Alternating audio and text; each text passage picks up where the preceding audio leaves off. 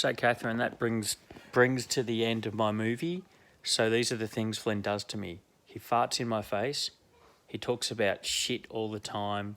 He talks about farts, wheeze, juicy dicks, all of these things. And I'm just wondering where he got this from. Are you teaching this to him at school? Because if so, I'm extremely disappointed in you as a teacher if you're teaching my son about all these bad things, okay? So call me. I'm very angry. Okay, I understand what that means, but what does this mean? Okay, just water then. Okay, we can do water. Would you like one of these too? Alright.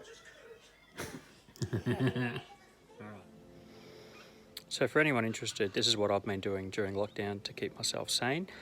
I've bought a barbecue that's been acquired off a building site, apparently, public barbecue, and I built this.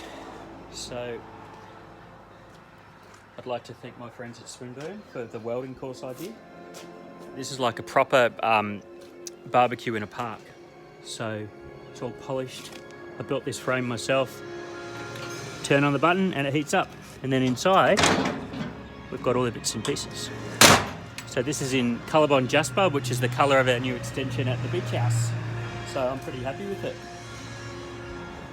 So that's what I've been doing to keep sane. Hasn't worked. Flinny, what are we watching? What are we really watching? What are you watching? Yeah. Well, at the moment you're watching me. And what am I watching over here? You've already done this. But this is how she gets into the car. I'm going to show everyone. Oh, yeah. So I'm just going to talk for a minute. It's now heading towards the end of August and we've been in a lockdown for a few weeks. So this is lockdown 6.0 or something. So the last few months have been tough and I haven't realised how tough they've been. I've started to properly lose it at work. So this week I had 3 times where I almost told, like I really went people. One was one of the idiot horticulture teachers who was, just back chatting me in a meeting. Another one was a teacher that we tried to employ for a program who I just said what he was pulling out 30 minutes before a meeting started out of a whole project. Told him it was embarrassing for the whole project and he went me. So I probably handled it pretty well, but even the fact that I initiated it probably shows that I was under stress. I guess the point I'm trying to make is I think we're now seeing the real stress of what people are under. 2020 was, there was a level of novelty to it. So there was a level of people just getting on and doing it because it's something I hadn't experienced before. But now it's change fatigue, it's general exhaustion and it's anger. I'm on my way home from Bunnings now, so click and collect, so contactless.